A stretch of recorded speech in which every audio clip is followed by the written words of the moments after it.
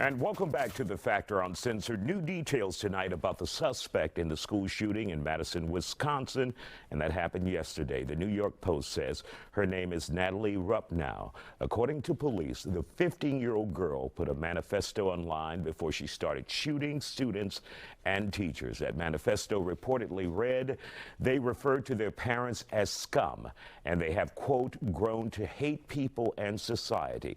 Natalie, who went by the name Samantha in school, killed a teacher and a teenage student before shooting herself.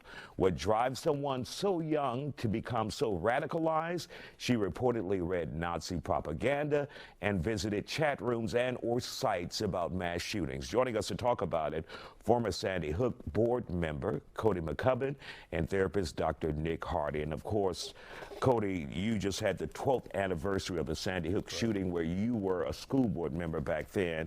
You were dealing and processing that, right. And now we have another school shooting.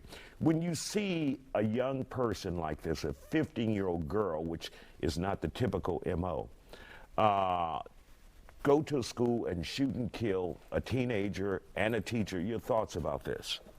Well, you know, it's becoming more common. I mean, if you remember, there was a girl in Tennessee who shot up a school there as well. You know, it's getting worse, and I seem to think that it seems that over the last 3 years, it seems to have gotten actually systemically worse. And I'm thinking a lot of that has to do with probably what happened over COVID. I mean, we trapped all these kids into their homes. They became socially awkward. They're having a hard time adjusting with social, societal kind of issues, and they're instead of, you know, and they're either focusing on themselves or they're coming in with some kind of anger and then taking it out on others, and in some cases it's becoming the most dramatic, most horrific ways you could possibly imagine. And Dr. Nick, how does a kid become radicalized?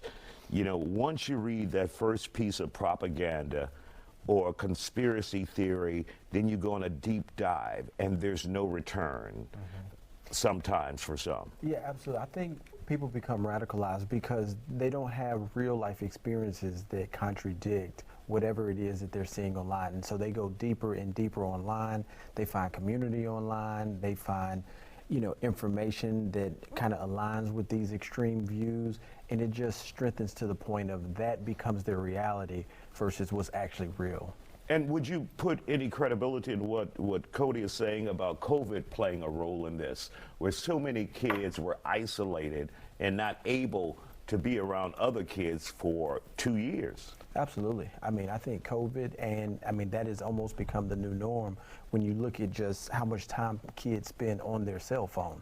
Even though we don't have the restrictions of COVID, we've almost mirrored that, you know, by kind of isolating ourselves to these devices and social media, et cetera. So 100%. And Cody, you've gone through this. What is this community in Madison going through right now? What are their feelings right now? A sense of insecurity, a sense of grief. Now, fortunately, you know, in Newtown, I mean, look, I had to go to like 4 funerals in a day.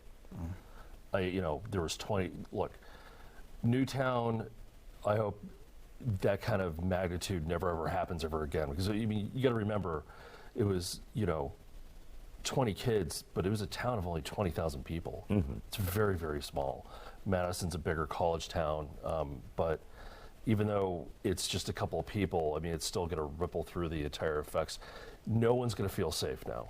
No school's going to be like, feel like they're in control of a situation. There's going to be probably even more cries for security. There's going to be cries for bulletproof glass. There's going to be cries for more police in the schools.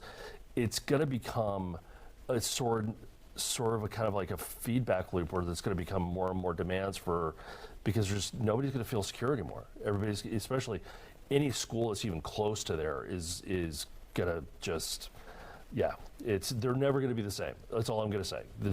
It'll never be the same. All right, gentlemen. Thank you for joining us here on The Factor Uncensored. We appreciate you.